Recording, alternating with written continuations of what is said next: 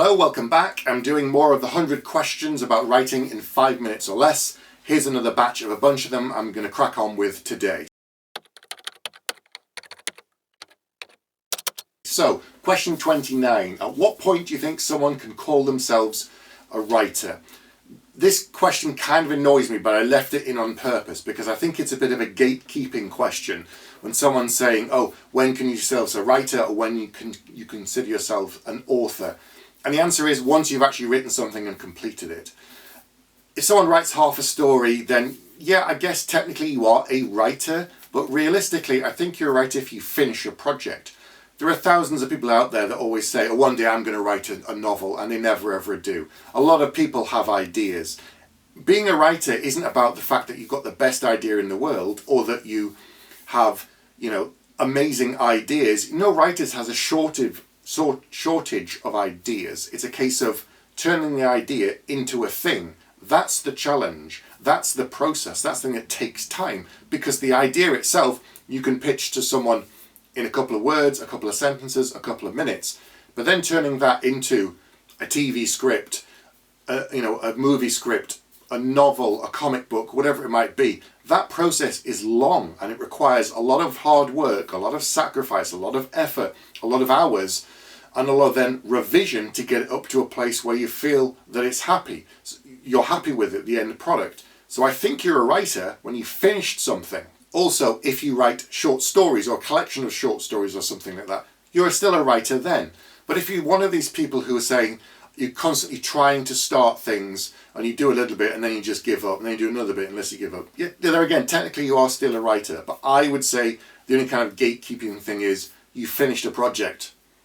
And whether you're happy with the end product or not, whether it can be salvaged or not, whether you can turn it into something, whether it can be improved upon, then you're a writer. Because we all learn by doing it. We all learn by doing something and practicing and getting better. Whatever it is, sport, anything. Writing is just the same. So you're a writer when you finish the project and then you move on to the next one. That's when you're a writer. Okay, question 30. Not even a third of the way through yet. Are there any particular themes or motifs that you wrestle with or address in your stories?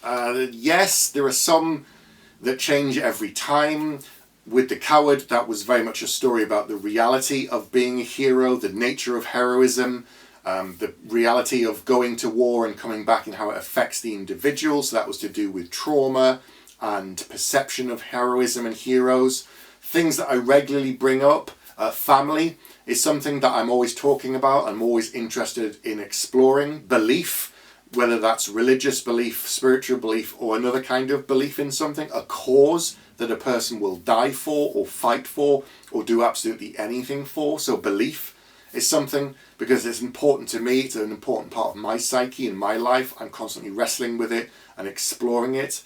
The nature of humanity is something that comes up as well. There are some days when I'm very much a misanthrope. I have no kind of belief or hope in humanity. I think as a species we're doomed, and I think everything is quite bleak because I see a lot of stuff on the news or just out in the world, and that colours my judgment for the day, and I wrestle with the idea of, as a species, are we going to survive? And then the next day I see something funny or amusing or uplifting that gives me hope. So that's another thing that's constantly in the background of my stories.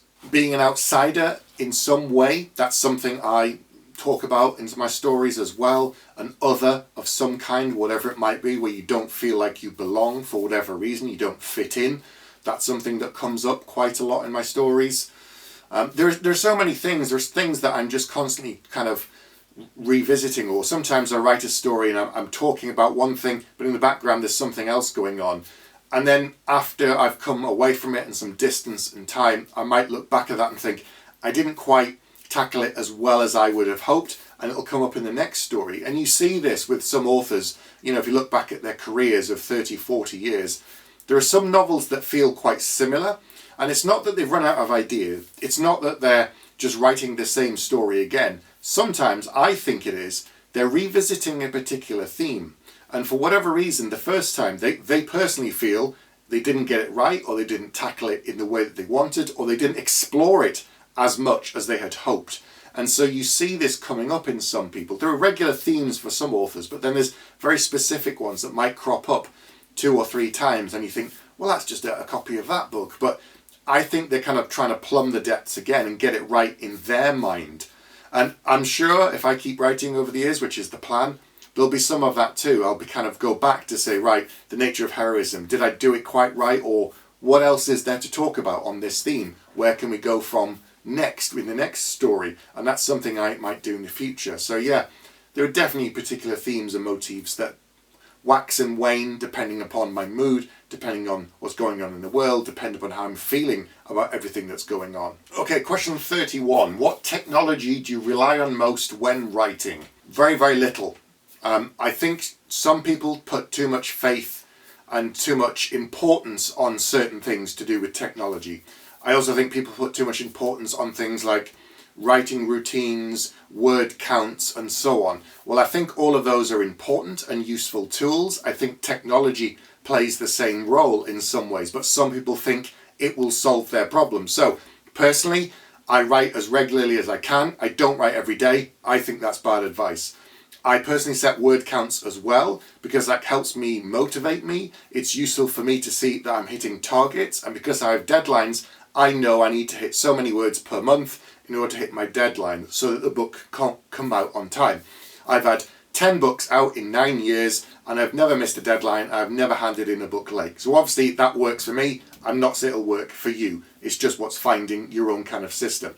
Same with technology. I think some people are always saying, oh, you must use Scrivener, you must use this, you must use that. That's the only way to write, and that's just not true. Personally, the only technology I use is Word, a word processor. You can of course, have other word processors. That's all I need.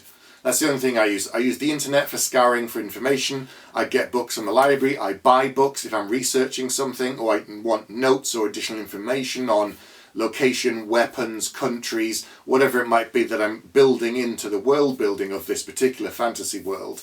I use a lot of stuff online because it's immediately available and I don't have to leave the house to find that information. But in terms of technology, a simple word processor is it. That's all I need. Some people will use more complex technology for planning. I do a lot of mine in notes and then in my head, and then I bind it together that way. Some people have like complicated Excel charts with tracking the flows of the characters and the arcs and peaks and troughs, and if that works for you, great. My advice would be try all these different things, free versions of the software if you can, play around with them and just find out what works for you so that you can get to the end of that first draft. However you get there. If someone says, oh, that's rubbish, I wouldn't use that technology. It doesn't matter. If it works for you and it's a useful tool, stick with that. Don't worry too much about saying, oh, you must have this, you must have that. I think that's another kind of pitfall that some people are saying, you must get into this, you must use this thing in order to be successful. And that's just not true. It isn't one size fits all, and it never has been. Okay, so I've gotten that question. Moving on, question 32. What are some elements that are becoming cliche in your genre? So I write fantasy. The answer is I don't think there are any. I think there are only things that people do over and over again.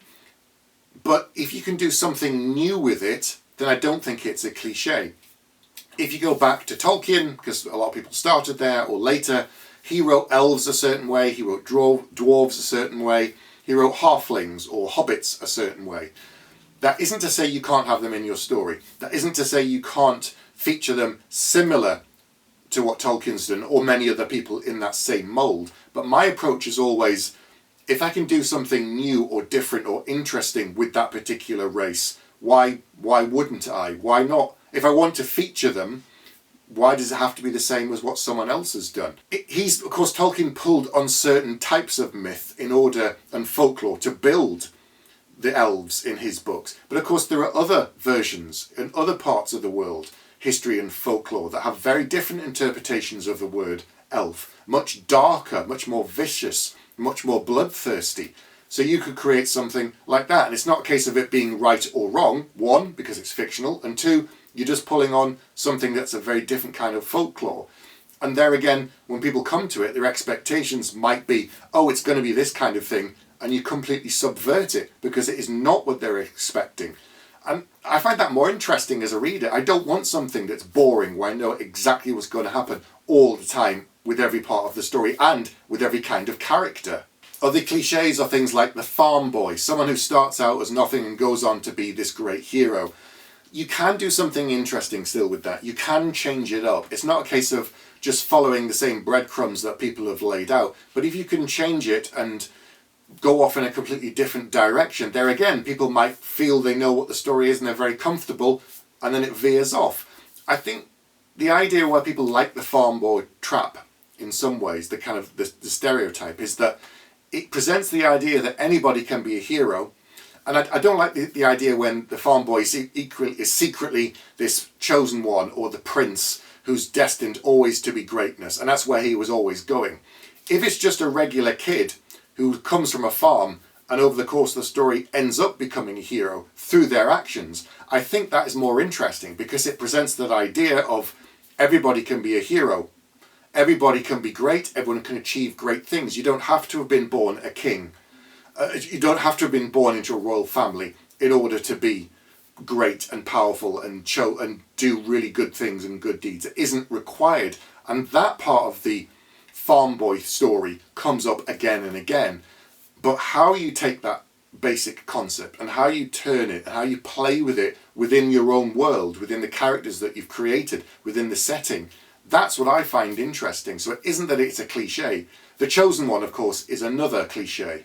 That is the idea that the person was always going to become great, that was always destined to be special. And there again, it kind of feels like it's just a story that's on rails if you have the chosen one.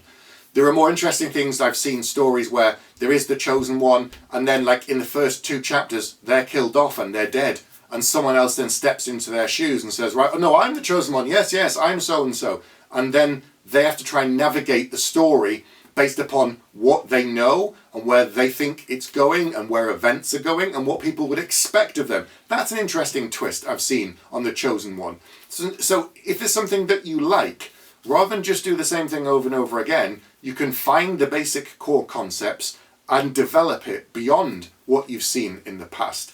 There are some new authors coming out in the last 10 years, and some people have said, oh, their book feels a bit like X or Y. And that might be where it starts out, because they loved that thing and they're kind of doing their own version. But very quickly, you'll see, because they're not the same person who wrote that original story, things veer off to one side or the other, and the story starts branching out and going in new directions that we haven't seen. And that's when I think you can get some really stories that feel certainly familiar to begin with, but then they go off in really fresh directions. And that's what we want, new voices, new ideas in the genre. I think one of the problems when talking about cliches is if you're going down the traditional publishing route and you go to an agent and you finished your book and you say, here it is, it says the first 3 chapters, and they say to you, well, what is it about? And you say, oh, right, well, it's a story about this farm boy who goes off on an adventure and blah, blah, blah. And they go, okay, so what's the twist? What's different from the 50, 100, 200 that we've had? They're exactly the same. They'll be waiting for you to tell them what the difference is, because if all you've done is written the same thing again as what they've seen 200 times, that's really hard for them to sell.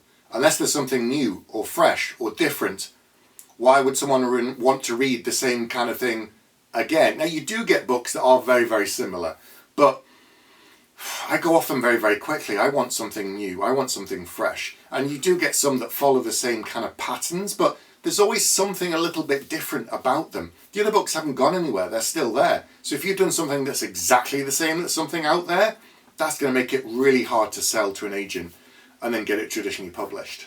All right, question 33. I'll stop after this one, a third of the way through, and I'll have to come back later in the year and do some more of these when I get a chance. So, what attracted you to the genre that you write in? I've always read fantasy. I love fantasy. I love the creative freedom of it. I love the fact that we go to other worlds, other places. You can introduce magic and monsters and myth, and it all weaves these things together. I like the unknown factor of it. I like the fact that it isn't our world, because at times our world is very difficult, boring, scary, dark. Stuff's going on in the world that's quite, takes quite a toll on an individual. So reading for pleasure, whether it's escapism or something else, I think is only a good thing. And I find that in fantasy. I find that I like going on these adventures with these characters. I like witnessing all of these great galactic events, whether it's wars or magic or something, because it fires my imagination. And I love the freedom that fantasy authors have, because there are no rules, really.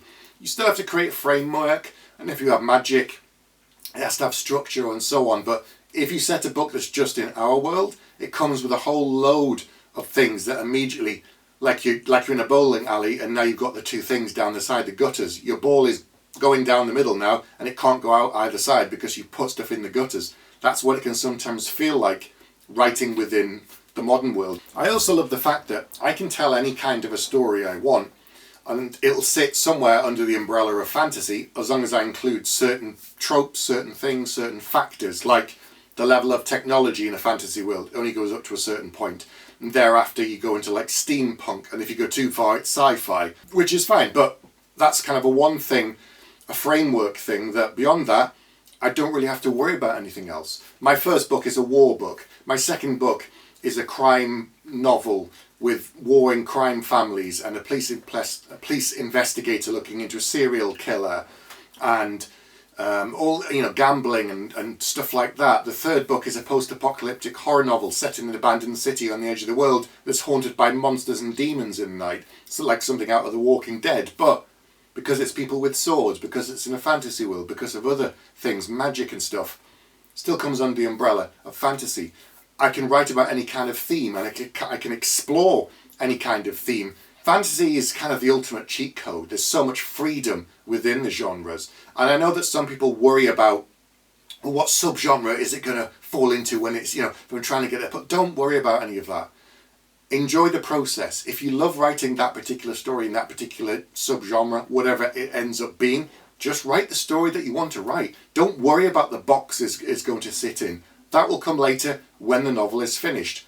If you don't enjoy the writing process, I think there's something wrong there. If you're spending too much time focusing on the next step and what's after that and what's after that, you lose sight of the joy part of the creative aspect of building this character, telling this story with these characters in this world that you've built. And of course, fantasy allows me to talk about lots of things from our world, from the modern world, within a setting that's just slightly off-centre, and I can explore themes and issues on my mind and things that bother me, but it's not our world, and I can go further, or I can do something different, or I can have the reactions be more what I would hope they would be compared to what it is. And sci-fi and fantasy is a great thing for holding up a mirror to our world, to explore themes and to talk about all of these things without it just being set within the modern world, and I really like that too.